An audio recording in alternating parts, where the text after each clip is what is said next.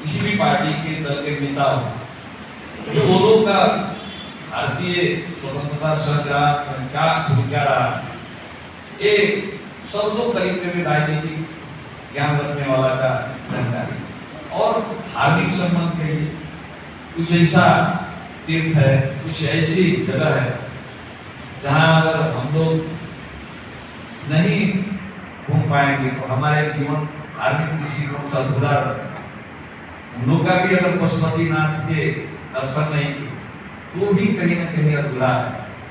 बहुत हिसाब से और सदियों में रहा कि मुझे ही कहिएगा, कई चर्चा किए हैं योगी आदित्यनाथ जी का भ्रमण का।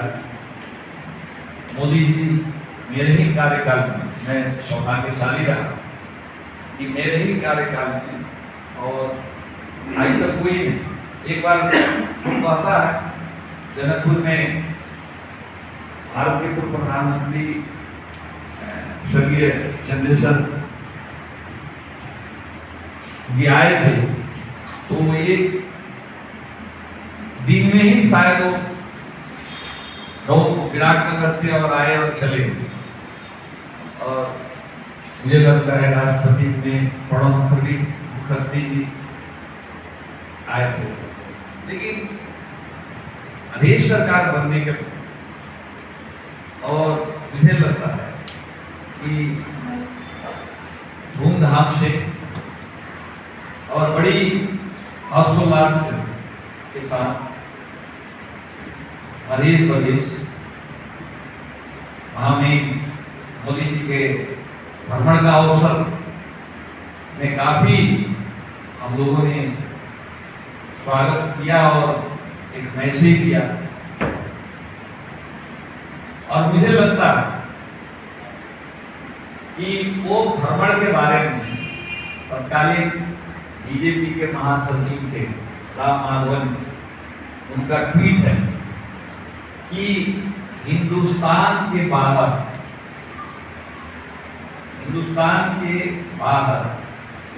के मुल्क में आज तक का सबसे बड़ा मोदी जी का नागरिक अभिनंदन नेपाल में।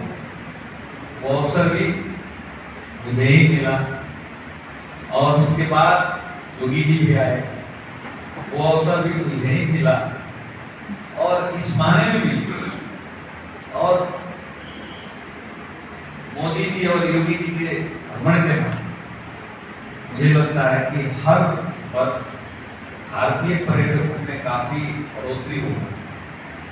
और बहुत हिसाब से जितना भी कहिएगा, हम तो यहाँ CG के है और CG विगत में होने से काफी प्रदेश के लोगों का हर हिसाब से बेनिफिट हुआ है।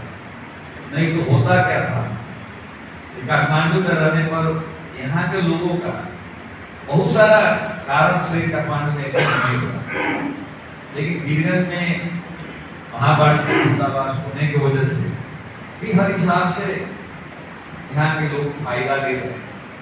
और मुझे लगता है कि भारत का भी हर हिसाब से हम लोग का विगत में भी संबंध अच्छा रहा है और करना भी जरूरी है, क्योंकि चाह के भी नहीं चाह कर कुछ लोग फायदा लेने के लिए तो लेते। मैं आपको चर्चा करूं, जब मैं मुख्यमंत्री था तो हमें ये भी कहा कि अब कौन क्या चर्चा करना इस मंच से अच्छा नहीं, लेकिन नेपाल के सबसे बड़े या तो भाई क्यों इतना आप एकदम लग रहा है कि इतना भव्य करने की क्या जरूरत है। हम लोग भी जाते हैं, हम लोग जाते हैं तो कम से कम 30-40 भारत में लोग नागरिक अभिनंदन करते हैं, आप लाखों के बात करते हैं।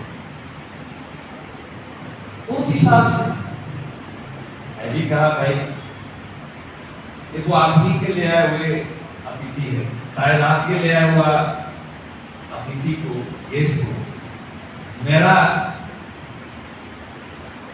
प्रदेश सरकार की तरफ से सम्मान में कुछ कमी होता है, ये मुल्क की ही बेइज्जती होगा।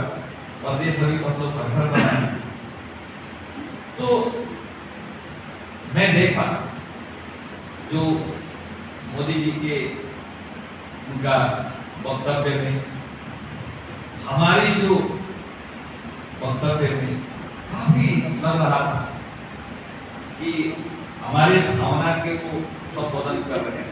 हम लोग भी जो बोल रहे हैं कहीं न कहीं हम लोग अपना पीड़ा को व्यक्त कर रहे हैं, तो शायद कोई दूसरा मुल्क के सरकार प्रमुख या राष्ट्राध्यक्ष आता तो जो मैं बात रखा एक सरकार प्रमुख के तरफ से, पहली प्रदेश सरकार के मुख्यमंत्री के तरफ से, शायद दूसरे के सामने मैं नहीं रख सकता और जरूरी भी मैं मुझे महसूस नहीं, लेकिन मुझे रखने का जो अवसर मिला, शायद यही दो बहुआयामी कहिएगा महत्व है ये दोनों मुल्क के बीच। ये मेरे जैसे छोटे लोग ये मुल्क के साथ साथ प्रदेश का समस्या मतलब मुल्क का समस्या है। प्रदेशियों का समस्या अगर कोई पार्शियल लेता है तो गलत सोचता है। यहाँ का समस्या का मतलब मुल्क का समस्या है। प्रदेश से इतनी बड़ा जमात अगर उत्पीड़न में हो, विभेद में हो या किसी के उसके साथ जुल्म हो रहा है, तो निश्चित रूप में मुल्क के ही एक लार्जर कम्युनिटी पर विभेद का मतलब क्या है? मुल्क में अशांति है, मुल्क में स्थिरता नहीं हो सकता है। जो मैं रखा तो शायद इसलिए मैं रखा कि हमारे मित्र राष्ट्र और हमारे सुख दुख में सांस देने वाले भारत क्यों प्रधानमंत्री थे, इसलिए योगी जी भी आए। मुझे लगा विवाह पंचमी का अवसर था और उन्होंने काफी हमारे मुख्यमंत्री निवास में भी आए, काफी वहाँ हमको लगता है 1000 साधु का मैं व्यवस्थापन किया था। और सबों का क्या होता है, खाना खाने के बाद 1000 दक्षिणा होता, दक्षिणा एक 56 नहीं 76 प्रकार के खाना, 56 हो पाता है, 76 हो।